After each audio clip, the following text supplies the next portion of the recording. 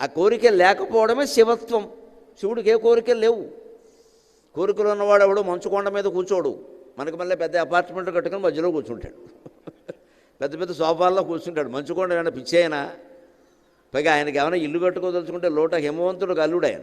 సర్వమంగళాదేవికి భర్త. అమ్మవారికి లోటేముందండి? శ్రీమాత శ్రీమహారాజ్ఞి శ్రీమత్సింహాసనేశ్వరి చిదగ్నిగుండ సంభూత దేవకార్య సముద్యత. అంత వైభవంతో ఉండేవాడ. ఆవిడ తలుచుకుంటే ఏమైనా ఇవ్వగలదు భర్తకి. ఆయన అడగడం, నీకున్నవి ఎక్కువ, అనవసరం, మీ నాన్నకి ఇచ్చేయి అంటాడు ఆయన. నేను ఎవడు దమ్మన్నాడు ఇవన్నీ పుట్టింట్లోంచి, నన్ను ఎందుకు చేసుకున్నావు అంటే ఆవిడేదో నా సరదా, నా మంచిదే, నీ స్వేచ్ఛకి నేను అడ్డురాను, నా స్వేచ్ఛకి నువ్వు అడ్డురాకు, అంతే లెక్క. ఇగో ఈ ఒకరికొకళ్ళు అడ్డు రావడం వల్లే కాపురాలు దెబ్బతింటున్నాయి ఇవాళ. నేను చెప్పినట్టు వినాలి, నేను చెప్పినట్టు వినాలి అని భార్య అంతే, భర్త అంతే.